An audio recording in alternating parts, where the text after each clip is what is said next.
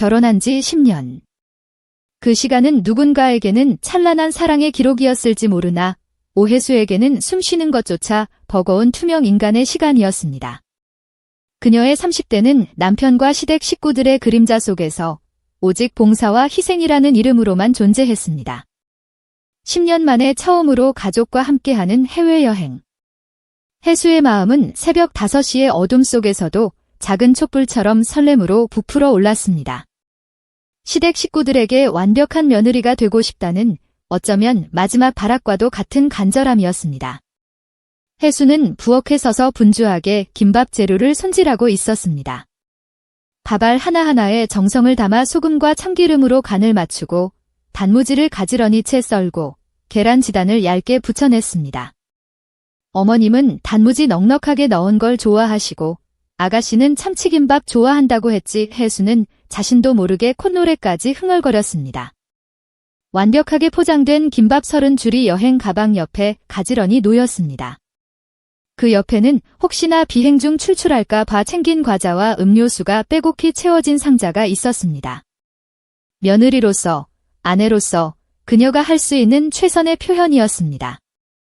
모든 준비를 마친 혜수가 거실로 나오자 소파에 앉아있던 남편 김하성이 혜수를 위아래로 훑어보며 코웃음을 쳤습니다. 냐냐. 무슨 피난이라도 가냐? 저걸 들고 공항에 가라고. 창피해 내가 얼굴을 들고 다니겠어. 하성의 입에 물린 담배 연기가 희미한 새벽빛 속으로 흩어졌습니다. 남편의 냉랭한 시선은 혜수의 모든 노력이 결국 자신들의 체면을 깎아내리는 천박한 행위에 불과하다는 무언의 선고와 같았습니다. 혜수는 억지로 미소를 지으며 말했습니다. 당신 아침에 배고픈 거 못 참으니까 만든 건데 바로 그때 시어머니 한옥자가 부엌에서 나오더니 혜수가 싸놓은 김밥 도시락을 휙 들어 올렸습니다. 그녀의 손에는 혜수의 10년이 빚어낸 헌신이 아무것도 아닌 것처럼 가볍게 들려 있었습니다. 이게 다 뭐야? 김밥. 공항 라운지 가면 먹을 게 천지인데 뭐 하러 이딴 냄새 나는 걸 싹 한옥자는 경멸스럽다는 듯이 얼굴을 잔뜩 찌푸리더니 혜수의 새벽과 노력이 담긴 도시락을 그대로 쓰레기통에 쳐박아 버렸습니다. 혜수의 얼굴이 순식간에 새하얗게 질렸습니다. 그 찰나의 순간 그녀의 마음속에서 무언가가 뚝 끊어지는 소리가 들렸습니다. 어머님, 그건 제가 다들 뜻이라고 새벽부터 일어나서 혜수는 떨리는 목소리로 변명하려 했습니다. 시끄러워. 너같이 입마촌스러운 애가 무슨 해외여행을 가겠다고 설쳐? 넌 그냥 집에서 우리 초코나 밥. 한옥자는 귀찮다는 듯 손을 휘저었습니다. 그녀에게 혜수는 반려견 초코보다도 못한 존재였습니다. 10년 전 한옥자는 혜수가 친정에서 가져온 결혼 반지를 보고 시골 촌뜨기가 무슨 다이아몬드 타령이냐며 핀잔을 줬고 혜수는 그 모욕감에 반지를 깊숙이 숨겨야 했습니다. 혜수의 아버지가 준 그 반지는 단순한 재산이 아니라 아버지의 가르침대로 어려울 때 너를 지켜줄 최소한의 독립 자금이었습니다. 시어머니는 혜수의 가난한 친정을 멸시하면서도 혜수에게서 나오는 모든 것을 경멸했습니다. 한국 사회의 고질적인 며느리 증후군과 고부 갈등의 그림자가 이 새벽 부엌에서 가장 잔인한 형태로 드러나고 있었습니다. 마침 방에서 나온 시누이 김미나가 혜수의 원피스를 위아래로 훑어보며 비웃었습니다. 어머, 언니, 그 원피스 웬일이야? 아직도 입어? 그런 구닥다리 옷 입고 우리랑 같이 다니려고. 아, 창피해. 미나의 비웃음은 혜수의 존재 자체를 부정하는 비수였습니다. 혜수는 어떻게든 아가씨, 이게 그나마 제일 깨끗한 옷이라서 라고 변명하려 했지만 하성이 자리에서 벌떡 일어나며 혜수의 말을 끊었습니다. 그의 얼굴에는 일말의 미안함도 없었습니다. 오직 짜증과 경멸만 가득했습니다. 아, 맞다. 하마터면 깜빡할 뻔했네. 당신 비행기표 애초에 예약 안 했어. 넌 그냥 집에서 쉬고 있어. 하성이 주머니에서 집 열쇠를 꺼내 혜수 앞 테이블에 툭 던졌습니다. 마치 버려진 물건을 취급하듯. 어머, 내 비행기표를 예약 안 했다니. 그게 무슨 말이야? 혜수가 도저히 믿기지 않는다는 듯 떨리는 목소리로 되물었습니다. 10년 동안 하성은 한 번도 해수를 동등한 배우자로 대해주지 않았습니다. 그녀는 10년간의 결혼 생활에서 감정적인 무시라는 가장 잔혹한 폭력에 시달려왔습니다. 하성의 대답은 그 10년을 압축하는 잔인한 한 문장이었습니다. 말 그대로야. 설마 진짜 따라가려고 했어? 당신은 초코 밥이나 챙기고 배변 패드나 제때 갈아줘. 우린 일주일 후에 올 거니까. 하성이 손목시계를 힐긋 보며 마치 남 얘기하듯 무심하게 말했습니다. 해수는 마지막 희망을 걸고 애원했습니다. 하성아, 어떡해. 나도 정말 같이 가고 싶단 말이야. 이 그녀의 목소리는 곧 터져나올 울음을 억누르고 있었습니다. 하지만 한옥자는 핸드백을 챙겨들며 해수를 쏘아붙였습니다. 아이고, 얘 좀 봐에 내가 따라가면 우리 초코는 어쩌라고. 맞아요, 언니. 솔직히 언니 끼면 불편해. 그 구닥다리 옷도 쪽팔리고 미나가 거울을 보며 립스틱을 덧바르면서 거들었습니다. 이 가족에게 해수는 여행의 짐이자 초코를 돌보는 식모 이상의 의미가 없었습니다. 한옥자는 거실 구석에 있던 강아지 초코를 휘가나 해수에게 떠넘겼습니다. 베란다 화분에 물 주는 것도 까먹지 마. 특히 내가 아끼는 난초는 이틀에 한 번씩 꼭 물 줘야 하니까 명심해. 이 무신경한 명령은 해수가 그들의 가정 내 노예임을 다시 한번 각인시키는 쐐기와 같았습니다. 해수는 초코를 받아 안은 채 고개를 푹 숙였습니다. 그녀의 얼굴은 고통과 굴욕으로 일그러졌습니다. 그럼 우린 간다. 집이나 잘 지키고 있어? 쉬는 김에 대청소나 한 번 짝 해놓고 하성이 앞장서서 캐리어를 끌며 현관문을 열었습니다. 세 사람은 뭐가 그리 신나는지 깔깔거리며 집을 나섰습니다. 와, 몰디브 리조트가 그렇게 좋다는데 완전 기대돼. 미나의 들뜬 목소리가 복도까지 울려 퍼졌습니다. 그래. 수영장에서 칵테일이나 마시면서 팔자 좋게 쉬다 오자. 한옥자의 신난 목소리도 고스란히 들려왔습니다. 현관문이 쾅 닫히는 소리가 텅 빈 집안을 무겁게 울렸습니다. 해수는 그 자리에 그만 주저앉아 품에 안은 초코를 부서져라 끌어안았습니다. 10년 동안 억눌렀던 서러움이 터지며 참았던 눈물이 용암처럼 쏟아져 내렸습니다. 내가 10년 동안 이렇게 살았어. 내가 해수가 어깨를 들썩이며 흐느끼자 강아지 초코가 해수의 젖은 뺨을 핥아주었습니다. 그래, 너라도 있어서 정말 다행이야의 해수는 한참을 울다가 젖은 얼굴을 닦으며 천천히 일어섰습니다. 거실 벽에 걸린 결혼사진이 해수의 눈에 들어왔습니다. 사진 속에서 바보처럼 해맑게 웃고 있는 자신의 모습이 오늘따라 너무나 낯설게 느껴졌습니다. 그것은 순종적인 아내의 가면이었습니다. 해수는 비틀거리며 침실로 들어가 화장대 앞에 앉았습니다. 서랍 가장 깊숙한 곳에 손을 넣어 낡은 가죽 수첩 하나를 꺼내 들었습니다. 수첩을 펼치자 빛바랜 종이 위에 적힌 전화번호 하나가 보였습니다. 박 실장.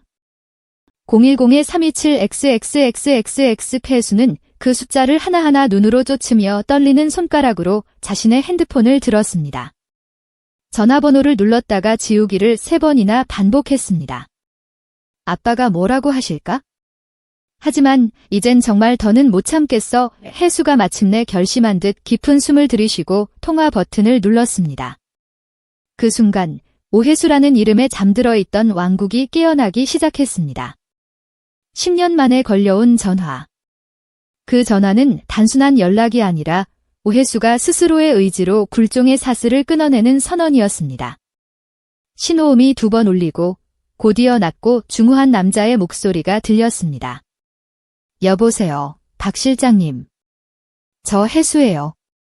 오해숙 해수의 목소리는 여전히 가늘게 떨리고 있었지만 그 안에는 되돌릴 수 없는 결심이 담겨 있었습니다. 아, 해수 아가씨, 정말 오랜만입니다. 그런데 무슨 일이신지요? 박 실장의 목소리는 순식간에 깍듯하고 정중하게 바뀌었습니다. 박 실장. 그는 해수 아버지인 오태진 회장의 오랜 비서실장이자 해수의 또 다른 정체성을 알고 있는 유일한 외부인이었습니다. 박 실장님, 오늘 오전 몰디브행 항공편 좀 확인해 주세요. 아마 김하성, 한옥자, 김미나 이 세 사람 이름으로 예약이 되어 있을 거예요. 박 실장은 즉시 확인했습니다. 네, 확인됐습니다. 이코노미 클래스로 새 좌석 예약되어 있네요. 혜수는 숨을 고르고 10년간 시댁에 억눌려왔던 모든 분노를 담아 단호하고 차가운 목소리로 명령했습니다. 그 예약 당장 모두 취소해주세요. 박 실장은 그 단호함에 놀란 듯 짧은 침묵을 지켰습니다. 네, 모두 취소요. 그리고 같은 비행기 퍼스트 클래스로 제 자리 하나 발권해주세요. 전화기 너머로 박 실장의 당황한 기색이 역력했지만 그는 재빨리 자세를 바로잡았습니다. 알겠습니다, 아가씨. 오혜수 씨 명의로 퍼스트 클래스 한 좌석 바로 발권해 드리겠습니다. 공항에 도착하시면 바로 모실 수 있게 특별 의전도 준비해 놓겠습니다. 고마워요, 박 실장님. 그럼 그렇게 부탁드릴게요. 혜수가 전화를 끊고 화장 거울을 바라보았습니다. 거울 속에 비친 자신의 눈에는 더 이상 예전의 나약하고 순종적이던 모습은 찾아볼 수 없었습니다. 그 눈빛은 10년간 숨겨온 재벌 회장의 딸 오혜수의 것이었습니다. 혜수는 서랍을 열어 작은 벨벳 상자를 꺼냈습니다. 상자를 열자 눈부신 다이아몬드가 박힌 반지가 찬란하게 빛나고 있었습니다. 아버지가 결혼식 날 따로 챙겨주신 반지. 행여나 시어머니 눈에 띌까 봐 그동안 꼭꼭 숨겨뒀던 그 반지였습니다. 아버지 오태진 회장은 한국화물 운송업의 역사를 쓴 인물로 현재는 국내 굴지의 항공사 지분까지 소유한 재벌이었습니다. 그러나 그는 딸에게 검소하게 살라는 가르침을 줬고 혜수는 그 가르침을 지키기 위해 자신의 신분을 철저히 숨긴 채 10년간 시댁의 멸시를 견뎌왔던 것입니다. 하지만 이제 그 인내의 미덕은 가장 어리석은 순종으로 변질되었습니다. 혜수는 반지를 꺼내 자신의 손가락에 끼웠습니다. 반지는 마치 기다렸다는 듯이 창가로 들어오는 햇빛을 받아 눈부시게 빛났습니다. 혜수는 화장대 서랍에서 진주 목걸이를 꺼내 목에 걸었습니다. 이것도 아빠가 주신 건데 10년 동안 서랍 밖으로 나오지 못했네. 혜수의 머릿속에 10년 전의 기억이 스쳐 지나갔습니다. 신혼 초, 시아버지가 돌아가신 직후였습니다. 시어머니 한옥 자는 거실에서 일부러 들으라는 듯 큰 소리로 떠들었습니다. 혜수 친정은 듣자 하니 시골에서 꽃이나 가꾸고 산다며? 어휴. 그런 무능력한 사람 딸이니까 며느리도 저렇게 눈치가 없지. 그때 소파에 누워있던 하성도 거들었습니다. 그러게 말이야. 장인어른이 달랑 집 한 채 물려준 게 전부잖아. 아니, 항공사 회장까지 한 사람이 모아둔 돈도 없고. 한심하다. 한심의 혜수는 그 모욕적인 말들을 들으면서도 그때마다 입을 꼭 다물어야 했습니다. 아버지가 늘 검소하게 살라는 가르침 때문이었습니다. 혜수의 침묵은 수능으로 오인되었고 시댁 식구들의 무시와 멸시는 날이 갈수록 심해졌습니다. 어디서 감히 겸상을 하려고 들어? 넌 그냥 우리 집 식모야. 주는 밥이나 먹고 시키는 대로 밥하고 청소하고 빨래나 하면 돼. 한옥자의 그악스러운 목소리가 혜수의 귓가에 맴돌았습니다. 한국 사회에서 결혼은 종종 계층 이동의 수단으로 여겨집니다. 오혜수처럼 자신의 진짜 신분을 숨기고 검소함을 지키려는 노력이 때로는 가난한 며느리라는 낙인으로 돌아와 가족 내에서 무시와 폭력의 빌미가 되기도 합니다. 시댁은 그녀의 겸손을 존중이 아닌 결핍으로 해석했고 이로 인해 혜수는 10년간 심각한 정서적 학대를 겪었습니다. 그녀의 인내심은 선의가 아닌 굴종을 의미했습니다. 이제 혜수는 그 굴종을 깨고 자신이 가진 진정한 자본으로 그들의 오만함에 맞서려 합니다. 혜수는 끔찍했던 기억을 떨쳐내려는 듯 세차게 고개를 저었습니다. 그녀는 핸드백을 챙겨 들고 마지막으로 초코를 안아 올렸습니다. 초코야, 너는 잠깐 옆집 이모님께 가 있자. 엄마는 이제 진짜 자유를 찾으러 갈 거야. 혜수는 옆집 문을 두드렸습니다. 잠시 후 문을 연 이웃집 김 여사가 혜수의 화려한 모습을 보고 두 눈을 동그랗게 떴습니다. 어머, 우리 초코는 순하니까 걱정 붙들어 매요. 그런데 시댁 식구들이랑 다 같이 여행 가시는 날 아니었어요. 혜수는 미소를 지으며 말했습니다. 아, 여행은 저 혼자 갈 거예요. 이따 어머님이 찾으러 오실 거예요. 그럼 오늘 하루만 좋고 잘 부탁드릴게요. 혜수는 아파트를 빠져나와 망설임 없이 명품 거리로 향했습니다. 혜수는 최고급 부티크에 들어가 단호하게 말했습니다. 휴양지 가서 입을 원피스 3벌만 추천 부탁드려요. 제일 화려한 걸로. 여행용 캐리어도 하나 주시고요. 직원이 놀라면서도 급진히 안내했습니다. 혜수는 그동안 검소하게 산다는 이유로 휴양지에서 입을 원피스 한 벌조차 없던 거울 속 자신의 모습을 바라봤습니다. 직원은 어머, 손님 완벽하게 잘 어울리세요. 라고 극찬했고 혜수는 그런가요? 이걸로 할게요. 나머지도 포장해주세요. 라고 망설임 없이 결정했습니다. 이 짧은 쇼핑은 그녀의 자존감을 되찾는 의식이었습니다.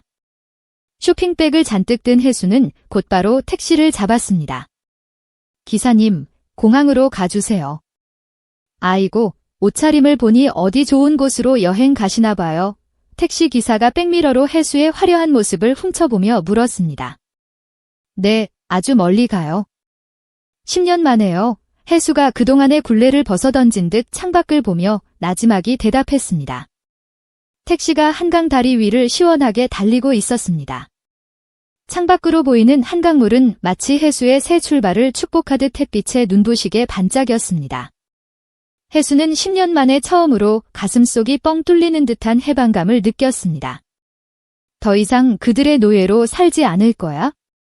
이제 나는 자유야. 혜수가 굳은 다짐을 하며 작게 중얼거렸습니다. 그녀의 손가락에 낀 다이아몬드 반지가 그 어느 때보다 찬란하게 빛나고 있었습니다. 인천공항 출국장 체크인 카운터 앞 새벽의 구류기체 가시기도 전에 시댁 식구들은 이제 화려한 몰디브 휴가를 향한 기대감에 잔뜩 들떠 있었습니다. 그들에게 이 여행은 혜수라는 짐을 떼어놓고 누리는 해방과 같았습니다. 드디어 몰디브다.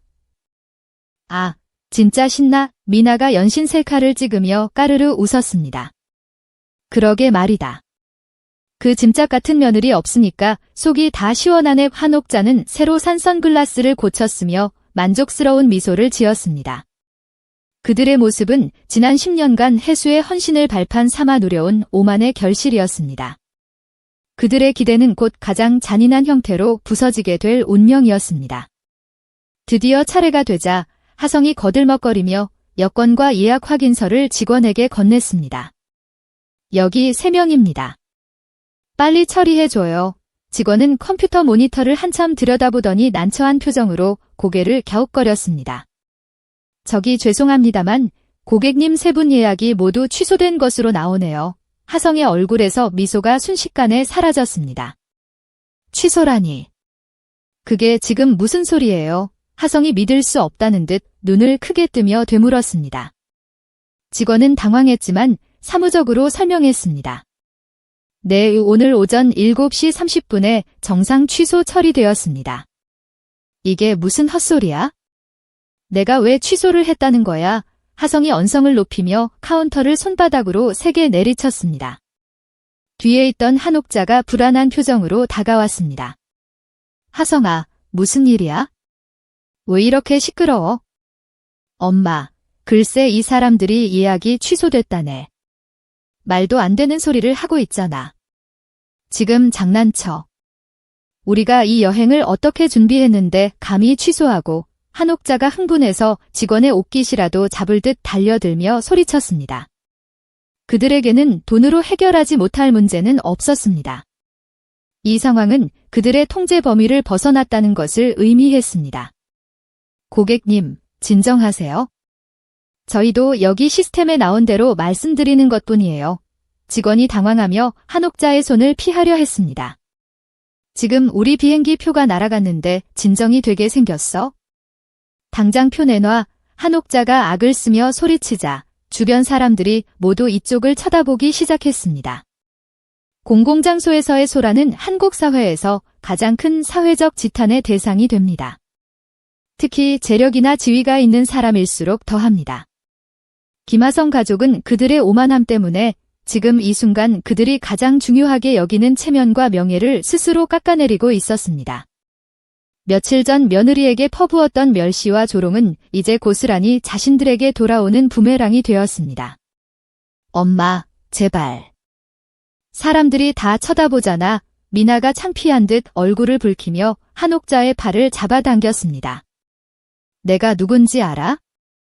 나 K물산 과장이야. 당신 같은 말단 직원이랑 말 안 통하니까 책임자 불러. 하성이 지갑에서 명함을 꺼내 직원 얼굴 앞에 흔들어댔습니다. 몇몇 승객들이 스마트폰을 꺼내 동영상으로 찍는 소리가 들려왔습니다. 얘야, 뭘 찍어? 찍지 마. 하성이 카메라를 든 사람들을 향해 눈을 부라리며 소리쳤습니다. 소란이 커지자 공항보안 요원 2명이 황급히 다가왔습니다. 무슨 일이십니까? 진정하시고 차분히 말씀해 주세요. 아니, 우리가 피해자라고요. 누가 우리 예약을 멋대로 취소했단 말이야. 그러다 문득 하성의 얼굴이 싸늘하게 굳었습니다. 혹시... 아니야. 설마 그럴 리가. 그의 머릿속에 해수의 이름이 스쳐 지나갔습니다. 하지만 바보처럼 순에 빠진 아내가 이런 일을 벌일 깡이 있을 리 없다고 스스로를 다그쳤습니다. 하성이 떨리는 손으로 해수에게 전화를 걸었지만 기계적인 신호음만 울릴 뿐 해수는 감감무소식이었습니다. 전화를 안 받네. 집에 있을 시간이잖아. 한옥자가 믿을 수 없다는 표정으로 더듬거리며 물었습니다. 아니야. 그 바보같이 순에 빠진 여자가 무슨 깡으로 이런 짓을 해. 미나도 불안한 표정으로 말했습니다. 정말 죄송하지만 취소가 확정되어 복구가 불가능합니다. 게다가 오늘 항공편은 퍼스트 클래스만 남아있고 나머지는 이미 만석입니다. 직원이 마지막 확인 사살을 했습니다. 바로 그때 공항 입구 쪽에서 범접할 수 없는 기품을 풍기는 여성이 걸어오고 있었습니다. 시선은 그 여성에게로 쏠렸습니다.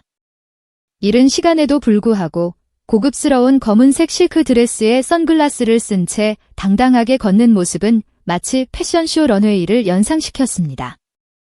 이것은 10년간 숨겨왔던 오해수의 새로운 모습이었습니다.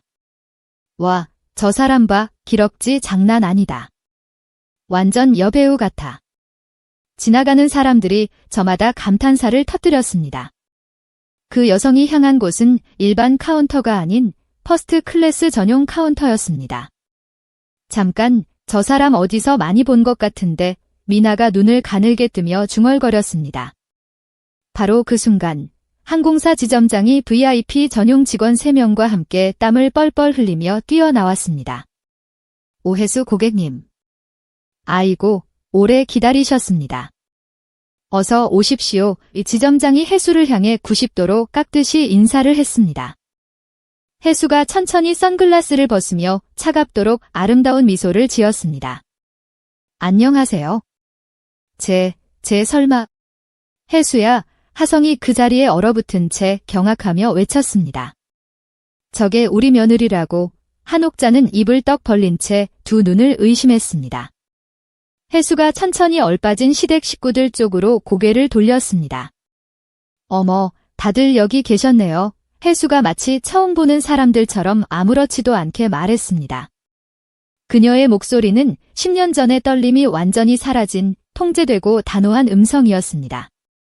너 지금 그 꼴이 뭐야? 이게 다 뭐 하는 짓이야? 하성이 해수를 향해 달려들려 했습니다. 고객님, 이제 출국 수속하셔야 합니다. 이쪽으로 오시죠. 제가 직접 모시겠습니다. 지점장이 정중하게 해수를 에스코트하며 길을 안내했습니다. 네, 그럼 가볼게요. 해수가 발걸음을 옮기자 하성이 이성을 잃고 황급히 달려와 해수의 팔을 잡으려 했습니다. 야, 너 당장 안 서. 우리 비행기표 내가 취소한 거지? 그렇지. 보안 요원들이 재빨리 하성의 앞을 막아섰습니다. 손님 물러서 주십시오. VIP 고객에게 접근하시면 안 됩니다. 이거 놔. 저 여자 내 와이프라고. 비켜. 하성이 보안 요원을 거칠게 밀치며 발악했습니다. 김하성, 그만해. 여기서 더 추해지지 마. 해수가 싸늘하고 단호한 목소리로 말했습니다. 너 미쳤어. 내가 감히 어디서. 하성이 해수의 달라진 태도에 충격을 받아 소리쳤지만 VIP 전담 직원들이 철벽처럼 가로막았습니다. 죄송합니다. VIP 고객님께 함부로 접근하실 수 없습니다. 지달마. 저 거지 같은 년이 무슨 놈의 VIP야. 한옥자가 분을 못 이겨 악을 썼습니다. 10년 동안 어머님께서 제가 거지처럼 살긴 했네요. 혜수가 씁쓸한 미소를 지으며 되받아쳤습니다. 언니, 이게 다 무슨 일이야? 설명 좀 해봐. 제발. 미나가 울먹이며 상황 파악이 안 된다는 듯 말했습니다. 미나야, 설명할 게 뭐가 있겠어? 너희들 나 없이 여행 가고 싶어 했잖아. 그래서 나 혼자 가려는데 뭐가 잘못됐어? 그럼 언니 혼자 따로 갈 것이지. 왜 마음대로 우리 표를 취소해? 미나가 억울하다는 듯 소리쳤습니다. 그럼 나는 너희 마음대로 버리고 가면서 집에서 강아지나 돌보라고 해. 혜수가 그동안 참아왔던 분노를 담아 목소리를 높였습니다. 그건 원래 내가 할 일이잖아. 하성이 적반하장으로 소리쳤습니다. 내가 당신들 가정부야? 10년 동안 나를 대체 뭘로 본 거야? 혜수의 목소리에는 깊은 원망이 서려 있었습니다. 고객님, 정말 시간이 다 됐습니다. 이제 들어가셔야 합니다. 지점장이 조심스럽게 혜수의 눈치를 살폈습니다. 네, 알겠습니다. 가시죠. 혜수가 망설임 없이 고개를 끄덕였습니다. 잠깐. 얘야, 오혜수. 너 어디가? 하성이 다급하게 소리쳤습니다. 몰디브. 너희가 그렇게 가고 싶어 하던 리조트에 가려고. 스위트룸으로 말이야의 혜수가 뒤를 돌아보며 차갑게 말했습니다. 당신들은 집으로 얼른 돌아가서 초코, 밥이나 잘 챙겨줘 봐. 난초에 물 주는 것도 잊지 말고. 뭐라고? 얘야, 너 당장 안 서. 하성이 다시 달려들려 하자 보안 요원들이 하성의 팔을 뒤로 꺾어 완전히 제압했습니다. 혜수는 단 한 번도 뒤돌아보지 않고 VIP 전용 보안 검색대로 당당히 사라졌습니다. VIP 라운지의 넓은 통유리창 너머로 소란스러운 공항 로비가 한눈에 내려다 보였습니다. 혜수는 푹신한 소파에 깊숙이 몸을 묻고 우아하게 샴페인 잔을 들었습니다. 10년 만에 마셔보는 샴페인. 혜수가 혼잣말을 하며 황금빛 샴페인을 한 모금 머금었습니다. 유리창 너머로 시댁 식구들이 보안 요원들에게 질질 끌려나가는 비참한 모습이 보였습니다. 미나는 공항 직원에게 매달려 울부짖고 있었고 한옥자는 아예 바닥에 주저앉아 머리를 감싸 쥐고 있었습니다. 평소 그렇게 기세등등하던 시어머니의 초라한 모습이었습니다. 하성은 분을 이기지 못해 허공에 주먹질을 하며 이따금 혜수가 있는 라운지 쪽을 향해 증오의 눈빛을 보냈습니다. VIP 라운지에서 마시는 샴페인 한 잔은 혜수에게 단순한 음료가 아니라 10년 묵은 체증을 내려주는 해방의 묘약이었습니다. 창밖으로 비치는 시댁 식구들의 비참한 모습은 혜수가 겪었던 모든 모욕의 대리 복수였습니다.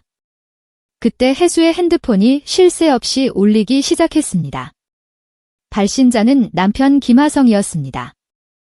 당장 기어나와서 사과해. 안 그러면 내 머리털을 다 뽑아버릴 줄 알아? 너 이따위로 나오면 이혼이야. 당장 안 튀어나와. 쉴 새 없이 쏟아지는 저주와 애원의 메시지들을 하나씩 확인하던 혜수가 핸드폰을 조용히 테이블에 뒤집어 놓았습니다. 이제 아무 상관없어.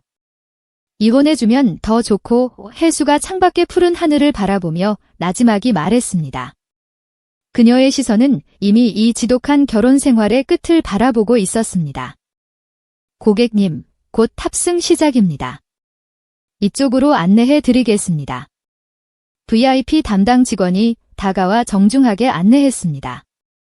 네, 감사합니다. 혜수가 여유롭게 자리에서 일어섰습니다.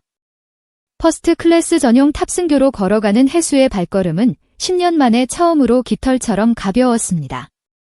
비행기 입구에서 승무원들이 밝은 미소로 혜수를 맞이했습니다.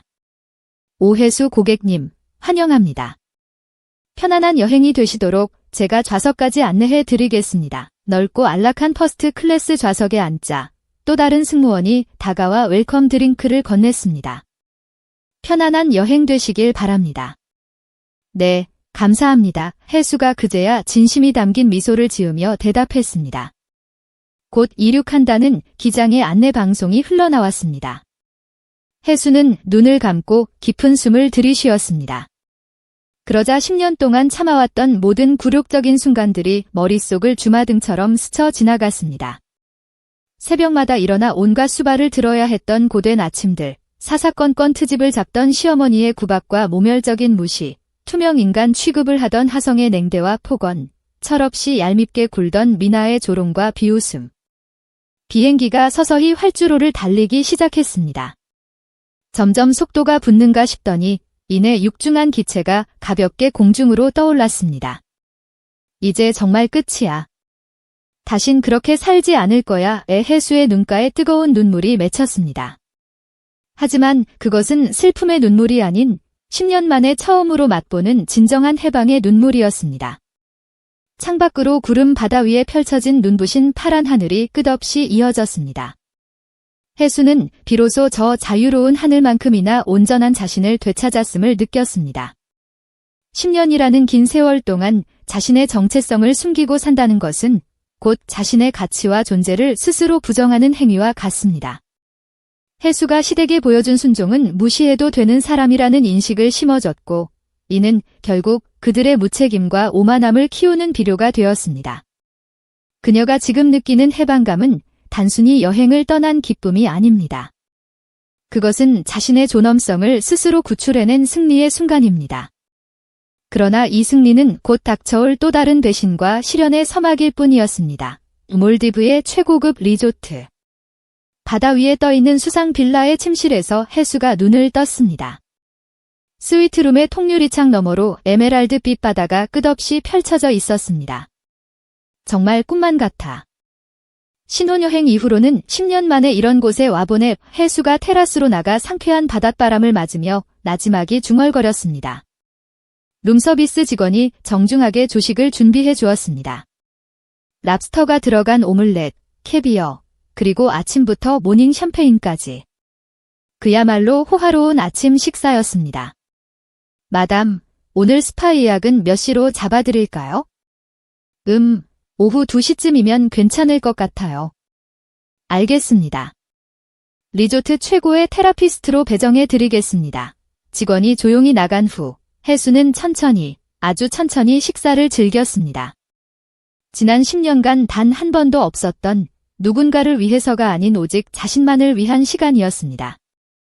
오후에는 스파에서 부드러운 전신 마사지를 받았고 저녁에는 붉게 물드는 해변 레스토랑에서 석양을 바라보며 식사를 했습니다. 모든 것이 꿈결처럼 완벽했습니다. 하지만 깊은 밤이 되자 호화로운 스위트룸은 너무나 고요했습니다. 그 고요함이 오히려 해수의 마음을 어지럽혔습니다. 해수는 와인 잔을 들고 테라스 의자에 앉아 칠흑 같은 밤바다를 바라보았습니다. 지난 10년 동안 난 대체 뭐였던 거지? 내 청춘도, 내 꿈도 전부 그 집에서 썩어 문드러졌는데 정작 내 손에 남은 게 뭐야? 해수가 텅 빈 웃음을 지으며 와인을 한 모금 삼키자 눈가에 뜨거운 눈물이 맺혔습니다. 바로 그때 정적을 깨고 핸드폰이 날카롭게 울렸습니다.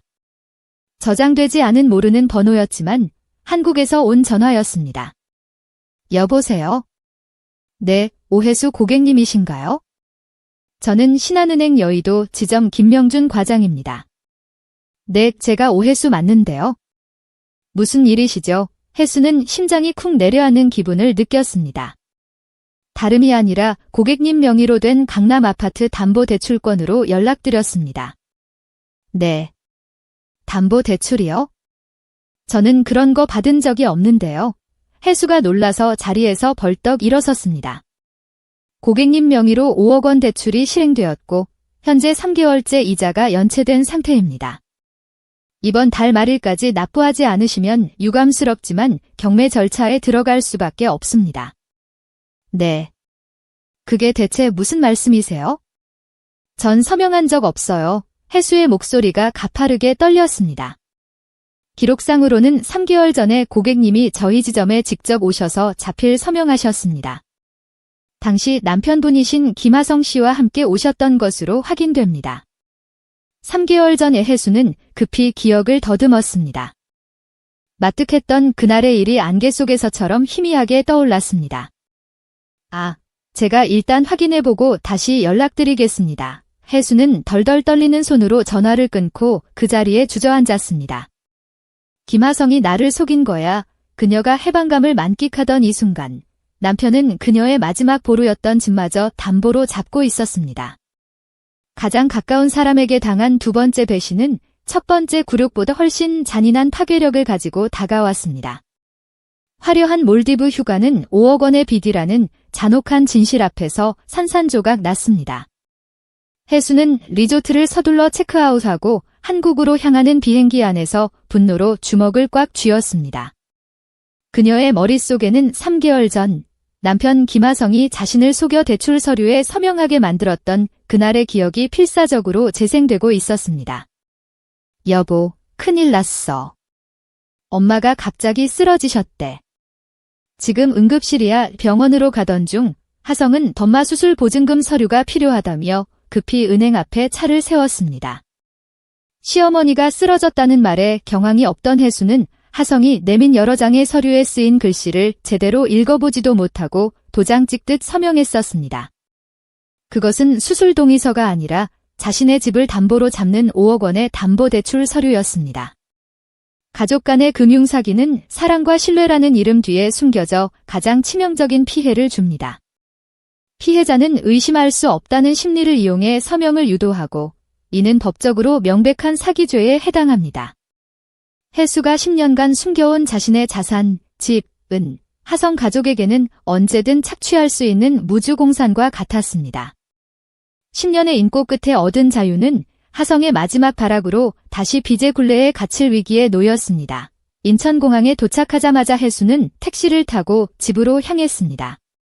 아파트 현관 앞에 지난밤 잠을 설치듯 초췌한 몰골의 하성과 한옥자가 서 있었습니다. 해수가 택시에서 내리자마자 하성이 해수를 발견하고 달려오더니 그 자리에 무릎을 꿇었습니다. 해수야, 내가 잘못했어. 정말 미안해. 뭐 하는 거야? 그 더러운 무릎 당장 안 세워. 해수가 얼음장처럼 차가운 목소리로 말했습니다. 하성은 여전히 변명했습니다. 아니야, 해수야. 그때 정말 엄마 수술비가 급했어. 나도 다른 방법이 없었단 말이야. 해수는 한옥자를 노려보며 물었습니다. 어머님이요? 어머님이 응급실에 계셨다고요. 하성이 다급하게 한옥자를 쳐다보며 신호를 보냈습니다. 한옥자는 그제야 정신을 차린 듯 가슴을 부여잡고 신음했습니다. 아이고, 가슴이야. 해수야, 내가 그때 정말 죽을 뻔했단다. 어머님, 그 지겨운 연기 이제 그만 좀 하세요. 또 나올 것 같으니까. 해수의 냉정한 한마디에 한옥자는 움찔하며 발악하듯 더 크게 신음했습니다. 곧이어 미나까지 합세하여 해수의 팔에 매달려 노빠가 반성하고 있단 말이에요. 라며 애원했지만 해수는 뱀이라도 본 듯 미나의 손을 거칠게 뿌리쳤습니다. 내가 다 갚을게. 이자까지 쳐서 다 갚을 테니까 제발 시간만 좀 줘. 하성이 애원했지만 해수는 혐오스러운 눈빛으로 하성을 내려다보았습니다. 갚아. 5억을 당신이 무슨 수로 갚는데? 다 알아. 너희 셋이 짜고 나 속인 거. 해수가 하성을 밀치고 현관 비밀번호를 눌렀습니다. 하성이 해수를 따라 현관으로 들어가려 했지만 해수는 하성의 얼굴 앞에서 문을 쾅 닫아버렸습니다. 해수는 숨 돌릴 틈도 없이 곧바로 박 실장에게 전화를 걸었습니다. 박 실장님, 저예요. 남편 김하성이 내 명의로 대출받은 5억 원을 어디에 썼는지 계좌 추적 전부 다요. 다음 날 오전, 해수는 박 실장에게서 받은 이메일을 확인했습니다. 첫 번째 자료는 병원 진료 기록. 한옥자는 3개월 전 감기 한 번 걸린 적 없이 병원에 간 기록이 전무했습니다. 완벽한 거짓말이었습니다. 두 번째, 세 번째 자료는 해수의 분노에 불을 질렀습니다. 대출금 5억 원 중 3억 원은 곧바로 하성의 주식 계좌로 이체되었고 불과 한 달 만에 모두 손실 처리되어 있었습니다. 그리고 남은 돈 중 한옥자 계좌로 5천만 원, 미나 계좌로 5천만 원이 송금되었고 한옥자 명의로 9천만 원짜리 강남 오피스텔 계약서가 첨부되어 있었습니다. 미쳤구나. 온 가족이 아주 내 돈으로 잔치를 벌였구나. 해수는 온몸이 떨렸습니다. 마지막 자료는 통화 녹취록이었습니다. 혜수가 이어폰을 끼고 재생 버튼을 눌렀습니다. 아, 걱정 마세요, 엄마. 그 바보가 뭘 알겠어요? 그냥 시키는 대로 도장이나 찍는 기계인데. 엄마가 시킨 대로만 했어요. 하성의 비웃음 섞인 목소리의 혜수는 그 자리에 얼어붙었습니다. 10년의 결혼 생활은 결국 하성 가족에게 그녀를 조롱하고 재산을 착취하기 위한 잘 짜인 각본이었음이 증명된 순간이었습니다. 혜수는 두 귀를 막았습니다. 그때 현관문 밖에서 문을 거칠게 두드리는 소리가 들렸습니다. 혜수야, 문 좀 열어봐, 오해야. 며느리, 너 당장 문 안 열어. 인연이 감히 시어미를 문 밖에 세워도 하성과 한옥자의 악다구니가 뒤따랐습니다. 혜수는 더 이상 참지 않았습니다. 그녀는 지체하지 않고 하성과 한옥자의 물건들을 닥치는 대로 상자에 담기 시작했습니다. 고급 옷까지, 신발, 명품 시계, 골프채까지 그들의 탐욕과 오만의 상징물들을 하나도 빠짐없이 모조리 현관 복도에 내놓았습니다. 혜수가 핸드폰을 들어 망설임 없이 비밀번호를 바꾼 후 곧바로 경찰에 전화를 걸었습니다. 네, 여보세요. 이전에 접근금지 가처분 신청했던 사람들인데요. 지금 저희 집 현관문 앞에 와서 문을 부술듯이 난동을 부리고 있어요. 정확히 10분 후 경찰 2명이 도착했습니다. 김하성 씨, 한옥자 씨 맞으시죠? 두 분 접근금지 명령 받으신 걸로 확인되는데 저희와 함께 경찰서까지 가셔야겠습니다. 하성과 한옥자는 경악했지만 혜수는 소파에 우아하게 앉아 조용히 차를 마시고 있었습니다. 10년 동안 노예처럼 살았던 공간을 이제 그녀는 법과 자신의 단호한 의지를 통해 완벽하게 통제하고 있었습니다. 경찰이 하성과 한옥자의 팔을 붙잡고 엘리베이터 쪽으로 끌고 갔습니다. 오혜수, 너 꼭 후회할 거야. 하성이 끌려가며 절규하듯 소리쳤지만 혜수는 그들을 거들떠보지도 않았습니다. 그날 밤 혜수는 10년 만에 처음으로 넓은 침대에 홀로 누워 자신의 온전한 공간을 되찾았습니다. 하지만 이 승리는 곧 닥쳐올 더 큰 파국의 서곡일 뿐이었습니다. 이재은이 승리의 샴페인을 들기도 전에 김하성의 마지막 발악은 혜수에게 가장 소중한 존재를 겨냥했습니다. 혜수가 하성의 횡령과 불륜 증거를 회사 감사팀에 제보한 다음 날 해고 통보를 받은 하성은 모든 것을 잃었다는 분노에 휩싸여 곧장 혜수 아버지 오태진 회장을 찾아갔습니다. 그에게 해고는 단순한 직업 상실이 아니라 자신이 세상의 왕이라 믿었던 오만함이 완전히 파괴되는 충격이었습니다. 다음 날 아침 고요하던 집안을 찢을 듯이 핸드폰이 급하게 울렸습니다. 박 실장이었습니다. 아가씨, 큰일 났습니다. 김하성 그 인간이 어젯밤 회장님은 찾아갔습니다. 혜수의 심장이 멎는 듯한 충격으로 벌떡 일어났습니다. 박 실장은 태블릿으로 영상을 보여주었습니다. 화면 속 하성은 오 회장 앞에서 소리를 지르고 있었습니다. 혜수 저 여자 처음부터 10년 동안 아버님을 속였어요. 이제 아버님 재산을 다 뺏어 갈 거예요. 혜수가 결혼한 것을 이용해 자신의 재산을 지키려 했다는 악의적인 거짓말이었습니다. 닥쳐. 내 딸을 욕하지 마. 오 회장이 분노하며 가슴을 붙잡았습니다. 어차피 아버님도 얼마 못 사실 거잖아요. 그럼 재산이나 제대로 정리하시라고요. 하성의 독설에 오 회장이 비틀거리더니 그대로 쓰러지는 모습으로 영상이 끝났습니다. 회장님께 온갖 욕설을 퍼붓고 소리를 지르다가 회장님께서 그만 쓰러지셨습니다. 지금 급히 응급실로 모시고 가는 중입니다. 혜수의 손에서 핸드폰이 바닥으로 떨어졌습니다. 하성이라는 인간을 만난 것 때문에 아빠가 혜수는 자책감에 휩싸여 잠옷바람 그대로 옷을 대충 걸쳐 입고 병원으로 달려갔습니다. 서울대병원 응급실. 혜수가 헐떡이며 뛰어 들어갔을 때 산소 마스크를 쓴 채 의식을 잃은 아버지의 창백한 얼굴이 보였습니다. 보호자분이세요? 급격한 스트레스로 심근경색이 왔습니다. 당장 수술해야 합니다.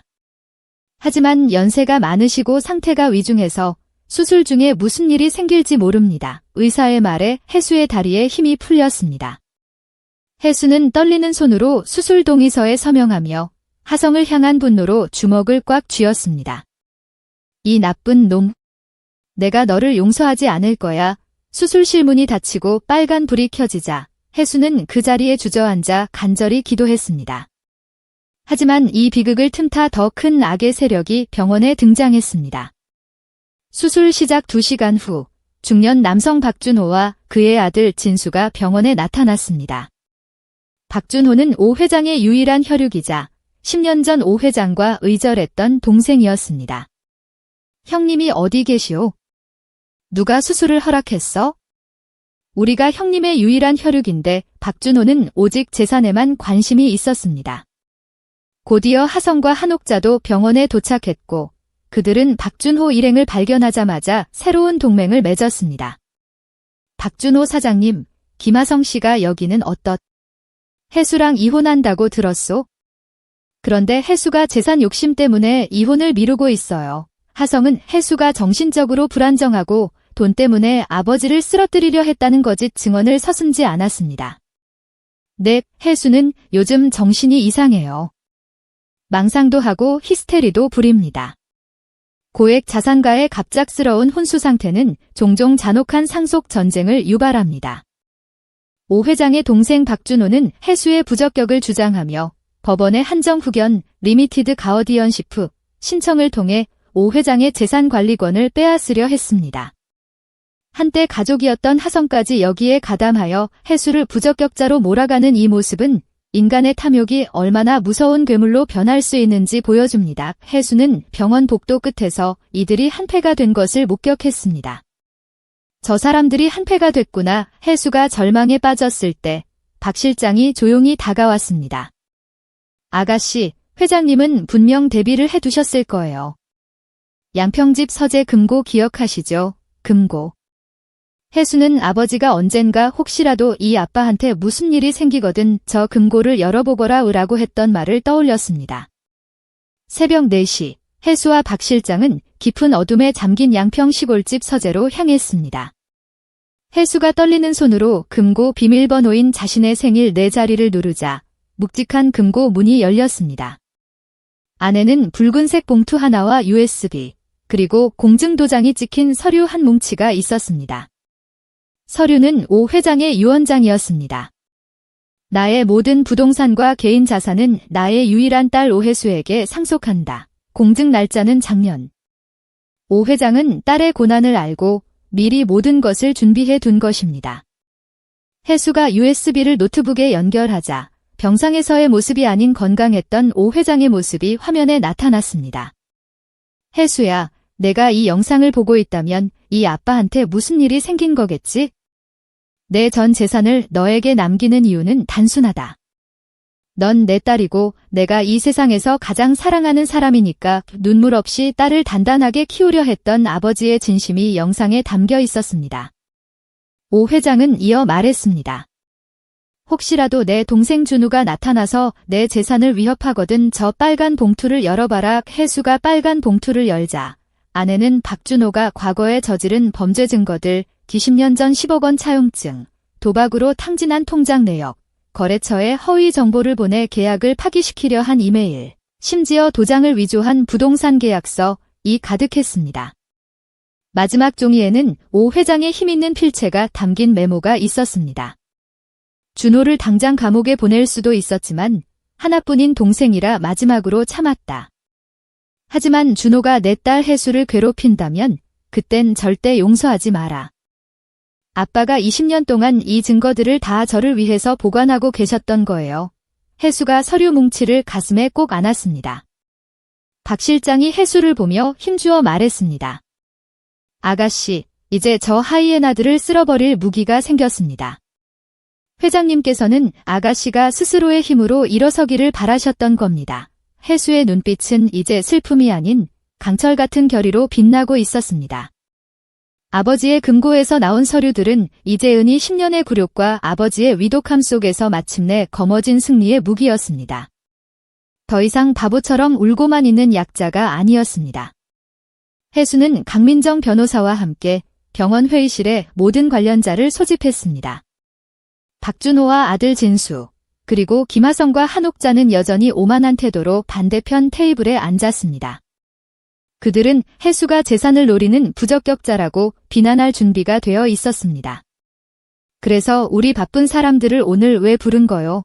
박준호가 다리를 꼬고 앉아 거만하게 물었습니다. 두 눈으로 똑똑히 확인시켜 드릴 게 있어서요. 해수가 흔들림 없는 눈빛으로 차분하게 대답했습니다. 해수가 테이블 위에 공증된 아버지의 유언장을 꺼내자 박준호의 얼굴이 굳어졌습니다. 이건 위조야. 말도 안 돼. 박준호가 소리쳤지만 강민정 변호사는 유언장 공증 당시 입회했던 증인들의 확인서와 주치의 소견서를 제시하며 그의 주장을 무력화했습니다. 못 믿으시겠다면 동영상도 있습니다. 해수가 노트북을 열어 USB를 꽂자 회의실 대형 화면에 건강했던 모습의 오 회장이 나타났습니다. 오태진은 오늘 정신이 가장 멀쩡한 상태에서 이 유언을 남긴다. 내 모든 재산은 내 딸 오혜수에게 남긴다. 이유는 간단하다. 혜수는 내 딸이니까. 이 명확한 선언에 박준호는 충격에 빠져 말을 잃었습니다. 하지만 진정한 충격은 그 다음이었습니다. 그리고 내 동생 박준호에게 마지막으로 경고한다. 만약 내가 이 유언에 이의를 제기하거나 내 딸 혜수를 괴롭힌다면 영상 속 오 회장의 표정이 싸늘하게 굳어졌습니다. 내가 20년간 보관해온 내 놈의 범죄 증거를 즉시 검찰에 제출하겠다. 혜수가 빨간 봉투에서 서류들을 꺼내 박준호 앞에 던졌습니다. 20년 전 10억 원 차용증, 도박으로 돈을 탕진한 통장 내역, 그리고 오 회장 거래처에 허위 정보를 보내 계약을 파기시키려 한 이메일 사본까지 박준호의 모든 과거가 발가벗겨졌습니다. 형님이 다 알고 계셨구나. 박준호는 그 자리에 주저앉아 떨리는 손으로 상속 포기 각서에 서명했습니다. 이제 김하성 차례였습니다. 나는 또 왜? 하성이 반항했지만 해수는 노트북을 열어 하성이 오 회장에게 폭언을 퍼붓던 CCTV 영상, 횡령 및 불륜 증거를 차례로 재생했습니다. 우리 집 사람은 진짜 바보 같아. 내가 하는 말은 뭐든지 다 믿거든. 그의 비웃음 섞인 목소리는 그의 비열함을 증명했습니다. 강민정 변호사는 차갑게 선언했습니다. 김하성 씨의 행위는 은행을 기만한 명백한 사기죄이며 저희는 이 모든 증거를 김하성 씨 회사 감사팀에 제보했습니다. 아마 오늘부로 해고되셨을 겁니다. 하성의 손에서 펜이 바닥으로 툭 떨어졌습니다. 결국 하성은 해수 가족에게 다시는 나타나지 않겠다는 접근 금지 서약서에 모든 것을 체념한 듯 서명했습니다. 모든 것을 잃은 하성과 한옥자는 넋이 나간 채 회의실을 빠져나갔습니다. 해수가 마침내 모든 것을 되찾았을 때 가장 간절했던 기도가 이루어졌습니다. 아버지의 수술 48시간 후 해수가 중환자실에서 눈물로 아버지를 지키고 있을 때 간호사가 다급하게 달려왔습니다. 보호자님, 회장님이 깨어나셨어요. 해수가 조심스럽게 병실 문을 열고 들어가자 침대에 누워있던 오 회장이 정말로 눈을 뜨고 있었습니다. 해수야, 오 회장은 아직 힘은 없었지만 분명하고 또렷한 목소리로 딸의 이름을 불렀습니다. 해수가 아버지의 앙상한 어깨를 조심스럽게 껴안고 울음을 터뜨렸습니다. 아빠, 이렇게 깨어나줘서 정말 고마워요. 우리 딸, 아빠가 다 봤어. 아주 긴 꿈속에서 내가 그놈들이랑 싸우는 거 다 지켜봤어. 자랑스럽다. 내 딸, 넌 언제나 내 자랑스러운 딸이었어. 오 회장의 눈에서도 뜨거운 눈물이 흘러내렸습니다. 이 아버지의 한마디는 해수가 10년간 시달려온 모든 굴욕과 자책감을 씻어주는 궁극적인 치유였습니다.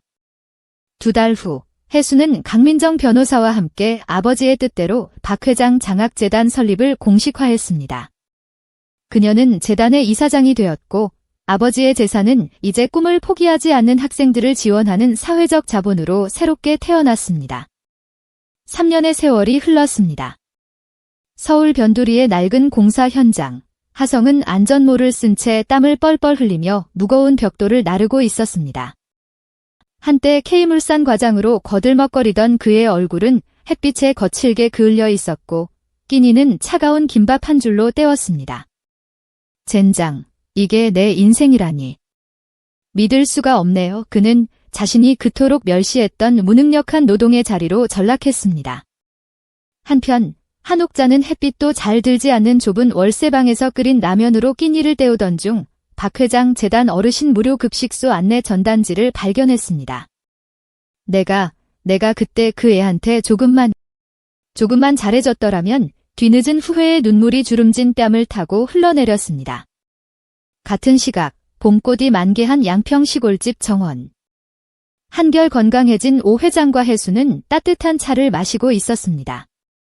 솔직히 그 10년이 지옥처럼 힘들었지만 지금 돌이켜 생각해보면 그 시간들이 다 지금의 나를 만든 밑거름이었어요. 혜수가 평화로운 미소를 지었습니다. 그래.